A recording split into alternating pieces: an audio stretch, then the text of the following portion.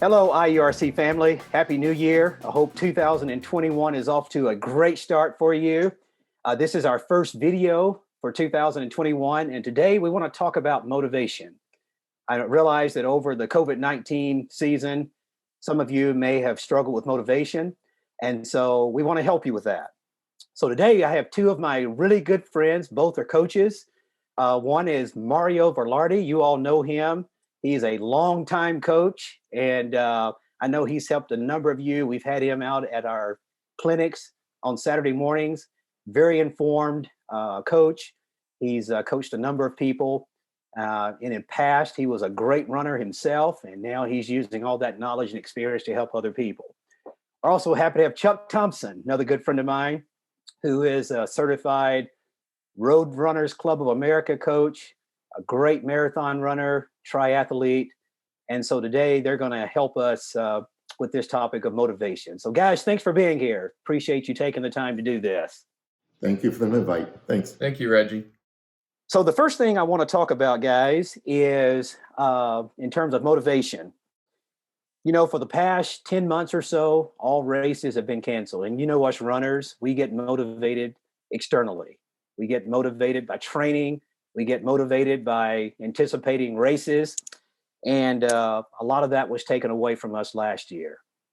And so I know a lot of people personally who have shut down just running until races open back up. And there have been other runners who've cut back significantly.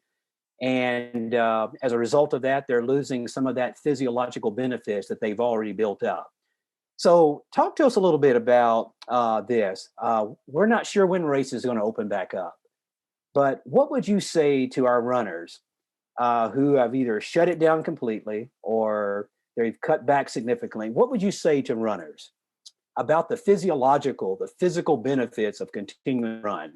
So Coach Mario, let's start with you. What would you say to that?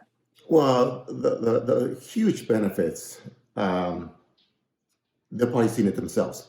They're not as strong. They're not as motivated. They're not as happy because you need that release. You need to go out and leave it all on the trails and the roads and the track and get those endorphins kicking in. And when you don't have that and you're just walking around like a slug, as athletes, you know, we're missing that toned body, the toned legs. You feel better about yourself when you're not doing it. When you shut down, it catches up to you real quick. You know, those donuts, right, Reggie? I have a box waiting on you, man, after this video. Yeah. Thank you. Chuck, what would you say to that? Well, I guess at first I just offer words of encouragement that, you know, you haven't lost it all. You know, if you've been running for any amount of time, you can get that fitness back. And there are a lot of benefits to that. Technically, studies have shown that, you know, running, exercising adds years to your life. The longer you run, the more you run, the longer you're going to live. There are other just physical benefits of better sleep. Your immune system's better, especially during this time. You're healthier. Your metabolic rate increases. It improves your muscle strength and your bone density, those types of things. So there's a lot of physical reasons to keep running, and I just think it's important to just remember that there's a light at the end of this tunnel, and that you can get it back. And so take this time to maybe think about that and how you might work on getting it back. So what I gleaned from you guys in your response to that concern or question is just the routine of exercising anyway. I mean, why should COVID-19 change the fact that we're exercising? I mean, whether you're running or cycling or walking or hiking or playing pickup ball at the gym or whatever, there are benefits to working out despite what type of workout you're doing. And Mario, you talked a lot about the body image, mental image. Chuck, you talked about some of the medical benefits, better sleep, bone density, et cetera, et cetera. So even though there's not races to train for, you still need to be concerned about just physical fitness overall, right? Well, that's stress release. You need to get that stress out. And what better way of just doing it by running and focusing on breathing instead of everything around you. You know, for those 5 minutes, 10 minutes, 20 minutes, you're not thinking about what's happening in the world, the issues. You know, you're releasing some stress, you're getting some beautiful sun, great oxygen, and you come away feeling good. You get back in that car or get back home, you feel like $1,000,000, and you recall that, and you get it back slowly. You get it back slowly as opposed to, oh, you know, I used to be able to run 10 miles, now I can only run one. No, just being out there gives you that smile. You know it, Reggie. It Yeah, makes you feel yeah. good. You Yeah. know, one of the things that that's been really difficult for all of us is social isolation. And Exactly. I've watched on Facebook some of our runners in IERC and even the Pacers here in Chino Hills. A lot of runners are still getting together, and so there's that social benefit. And I also think that even in the socializing, there's that motivation that comes with that. You know, Chuck, you and I, we have two or three other guys that we occasionally run with. You know, on Saturday mornings for our long runs. And I tell you, man, I went out yesterday and did my 18 miler by myself, and I wasn't near as motivated out there as I am when I'm out there with you and Jim and others that run with us on Saturday morning. And so, even getting together socially, I think there's health in that as well, right? Yeah, exactly. You already know your own stories, Reggie. So you need to have someone else, you know, hear your stories. So Yeah. you got to have someone else say, Well, I think what we want to communicate to everybody then is continue running for the physical fitness, the physical benefits. And Mario and Chuck, one of the things that I thought about before I asked the question is one of the things that motivates me physically is we don't know when the races are coming back. And I've heard some runners say, well, when they open races back up, I'll start training again. One of the things that motivates me to keep running, and by the way, I think we were talking before we came on about how we've continued to run. But one of the things that motivates me is I don't want to get out of shape. right, As soon as that first race opens up, man, I'm going to be ready to go.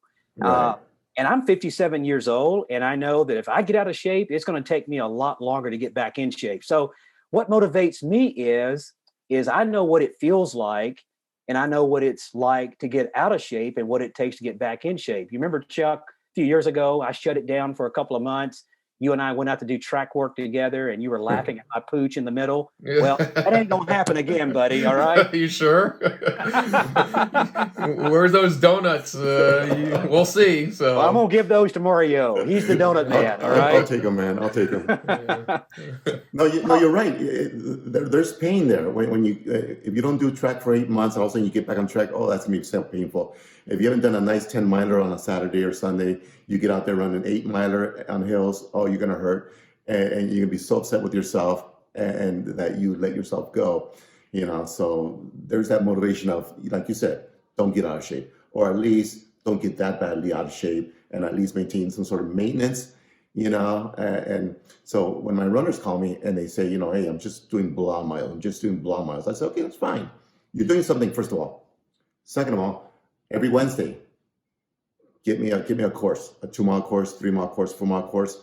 That's going to be your time trial every Wednesday. So now they have something that they shoot for, and now they're going to see the benefits slowly. They're going to see their time improve slowly, and you know, we're about time. We're about, you know, goal setting and stuff. That puts that on them. So now they're looking forward to that Wednesday 5K race or 4 miler, and you see the improvement. Thus the motivation. Thus you got something to reach for again. You know. Yeah.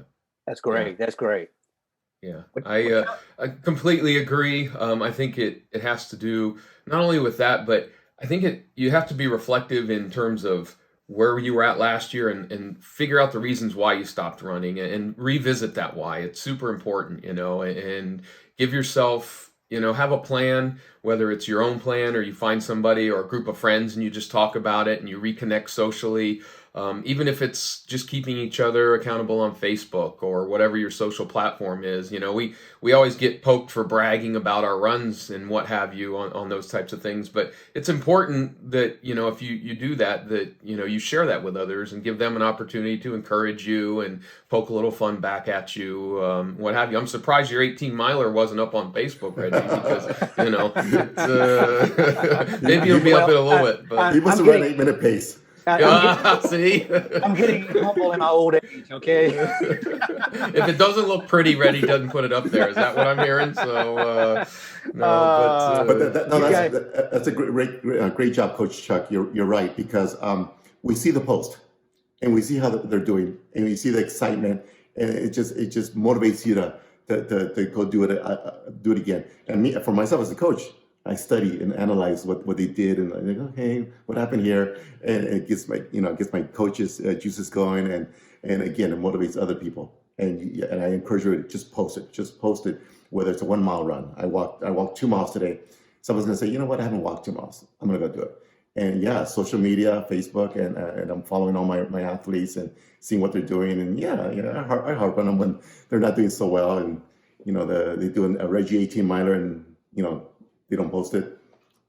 Well, after this video, I'm gonna go back and post that on Facebook and Instagram, because I'm sorry I let you guys down this time. All right. Well, you did. And just let me add to what Mario said.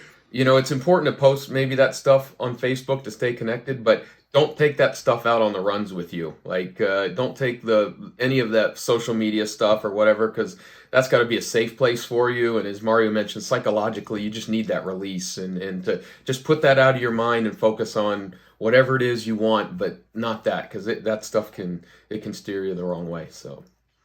Well, Chuck, one of the reasons I was interested in having you in this video is not only are you better looking than me and Mario, but I've tracked you for the last 6-7 years. I mean, you're a fairly new runner, and you're very, you read a lot, and I know that a big part of your running is the mental game.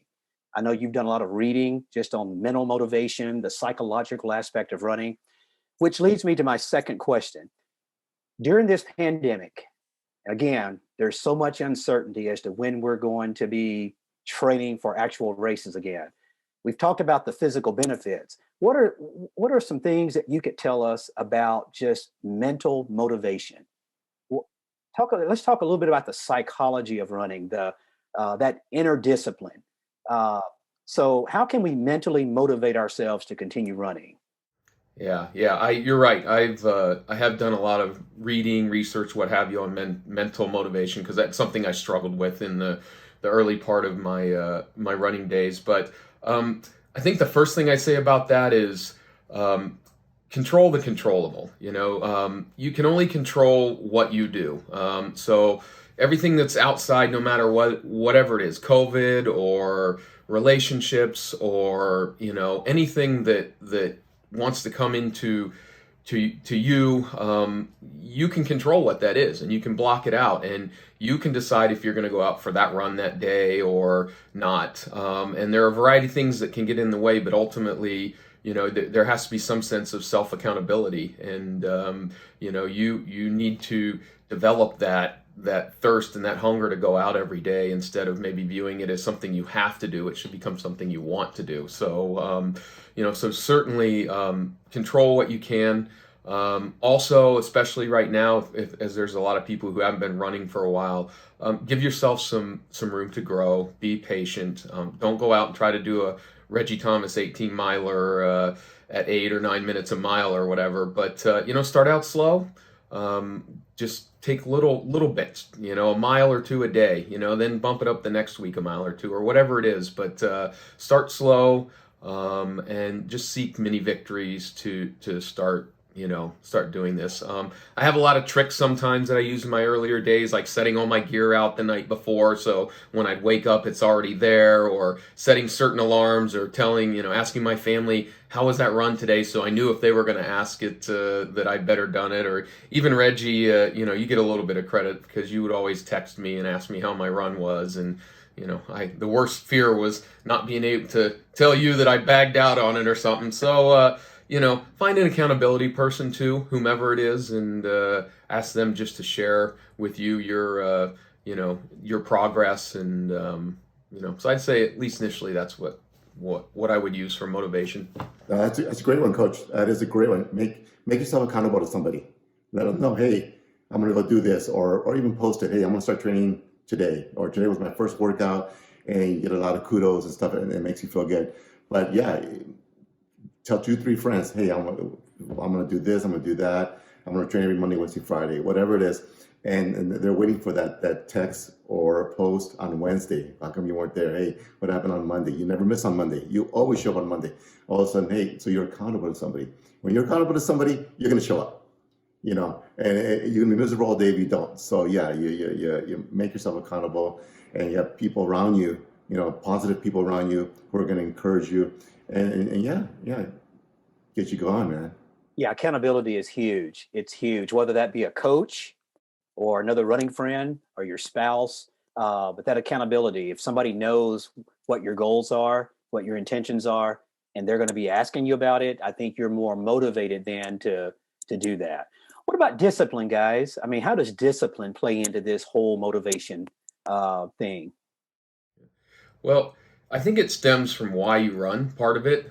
So especially right now, and from past of 2020, you really should always kind of know why you run. And a lot of people have different reasons, whether it's times or fitness or racing or, socially. A lot of people, especially at our club, come out and they just like to hang out with people and run for a little while. And so I think, excuse me? I'm sorry, feel fit. Yeah.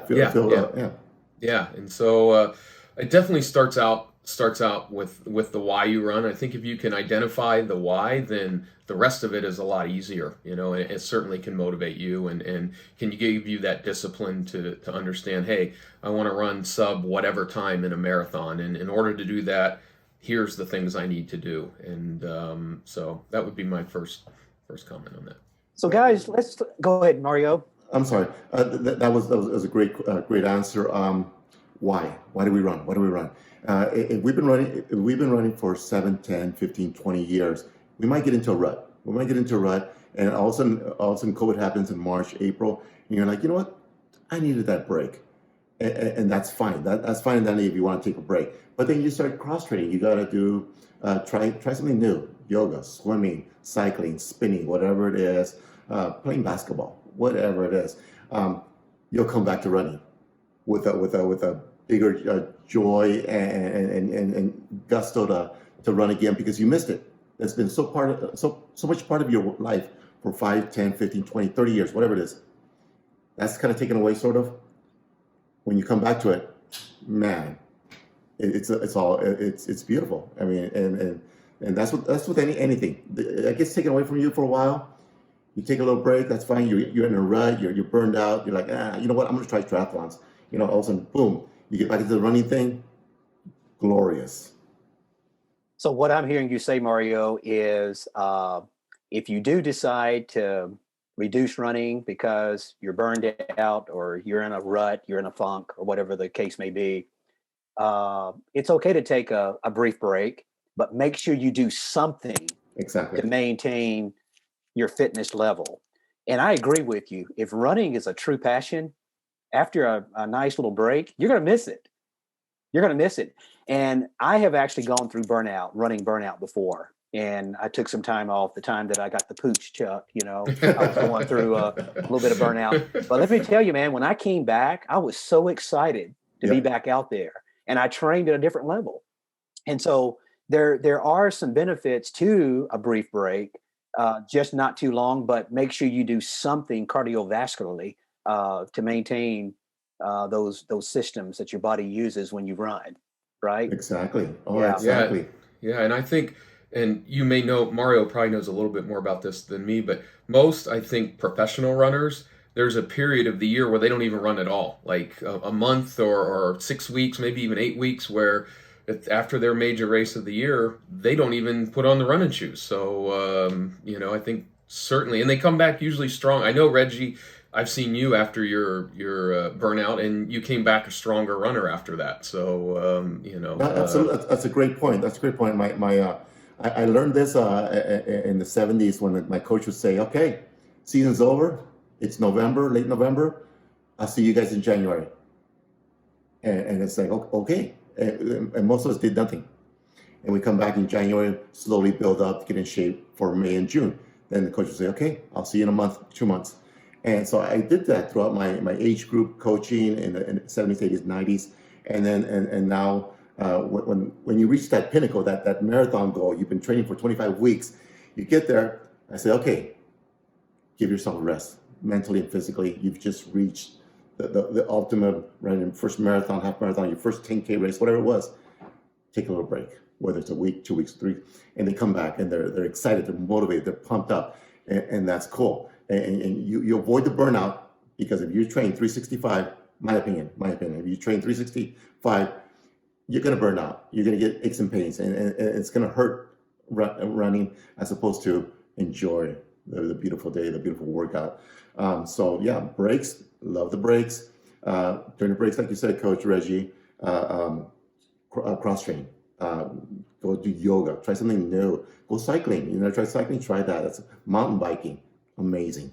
You know, and I did that. I went through a triathlon phase in the 80s, and I said, oh no, I can't swim, forget that. You know, and then I started up again in 2000. It's like I got the Ironman bug again, and every time I came back to running, it's love. You know, it's joy.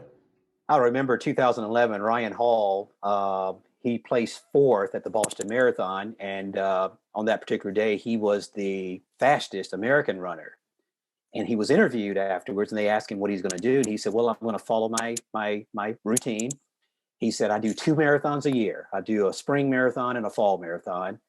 He said, what I typically do is I will train 4 or 5 months. I'll run my spring marathon. He said, I'll take 6 to 8 weeks off. And this is where I got the pooch idea, Chuck. He said he liked to gain 10 or 15 pounds because when he went back to training in 8 weeks, that gave him motivation. He knew the weight needed to come off.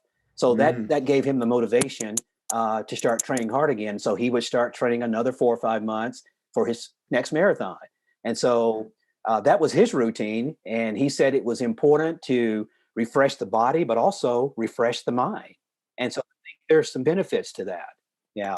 Well, real quickly, guys, I want to get to the next question, and that is a matter of structure.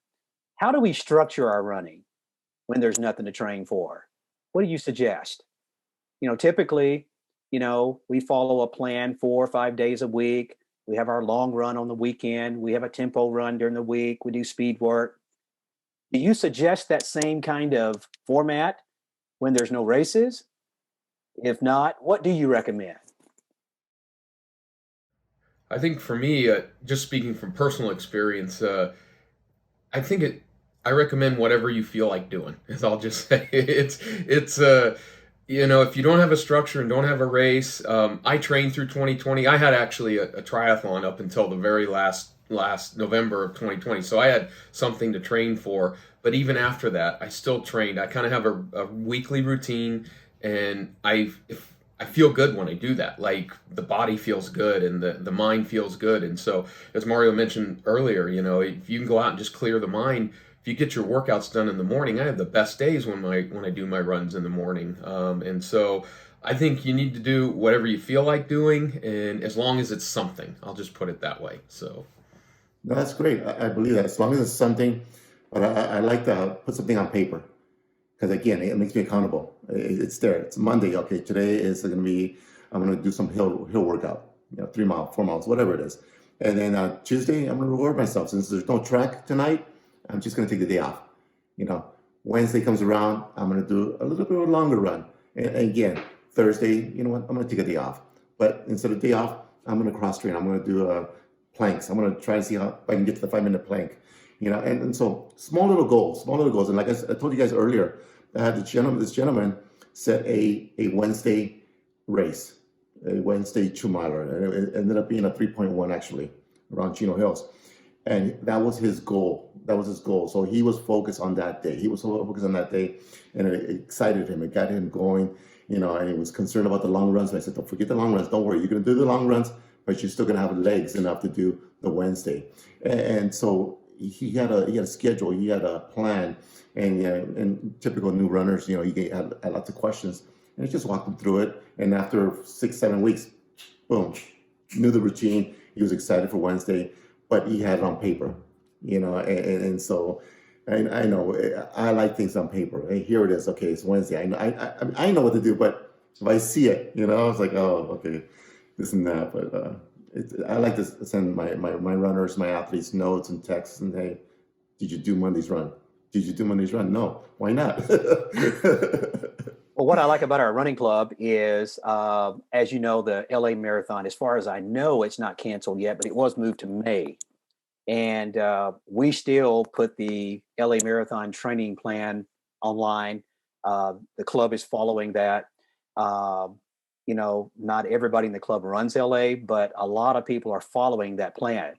And I like what you said, Mario, because a goal is more likely to be done if you're held accountable and if it's written down. And so the written plan in IERC gives our runners some structure, and I want to encourage our runners, as many as possible, to follow that. But if you're not following the LA Marathon plan, at least put something down. 4 days a week, 5 days a week, what days you're going to run, what type of run, even though it's not a specific structure for a specific race, it's for you. It gives you that accountability. It gives you that motivation. It gives you that discipline. Yeah. And I'll add just to that, I've got two comments. One is, Mario mentioned, you mentioned starting kind of little bits, and I think it's important to develop those habits where you figure out a way to just do a mile a week or a mile a day or 3 times a week. You have to figure out, and then you stick to it, and make it something, usually even if it's just a 15-minute walk every day, something to get you motivated, something to get you moving, and then you'll feel really good if at the end of the week you say, hey, my goal or my habit was I wanted to walk 15 minutes a day, and you did it. So little habits, little steps are highly recommended. And I'd also say that, if you don't know where to get the advice about what to do, talk to your friends, talk to your fellow runners, or even find a coach. There are coaches like Reggie who coach for free, so hit him up or find a coach. Mario does too. He Yeah. Well, no. He coaches for donuts. Donuts. Yeah, All right. But find somebody to help you with a plan if you can't do it on your own or you don't know what to do. The club has a ton of resources. There, like you mentioned, Reggie, the plan you write for the club is online. If nothing else, just look at that. But know what you're doing when you go out. You don't want to go out and do an 18-mile run if you haven't run for 6 months. That would probably be a bad idea. Get some advice along with or run your thoughts of what you want to do by somebody that can help you determine if that's a good thing or maybe not such a good thing. Well, guys, thank you so much. Thank you so much for joining me today. You guys were very, very knowledgeable, very insightful, very helpful. And to our IERC family, I hope you found this to be beneficial. And if you have any questions, you can get in touch with Mario. He's a friend of our club. Chuck's a part of our club. So feel free to get in touch with any of us. We'd be happy to work with you on the discipline of running, getting you on a plan if you're not following the LA Marathon training plan. But if you have any questions at all, feel free to get in touch with us. So thanks for joining us. And I hope you guys enjoy the video. And Mario, your donuts are in the mail, okay? All right. Bye. Thanks a lot, guys. Thanks, guys. Thank you. I appreciate it. Thank you.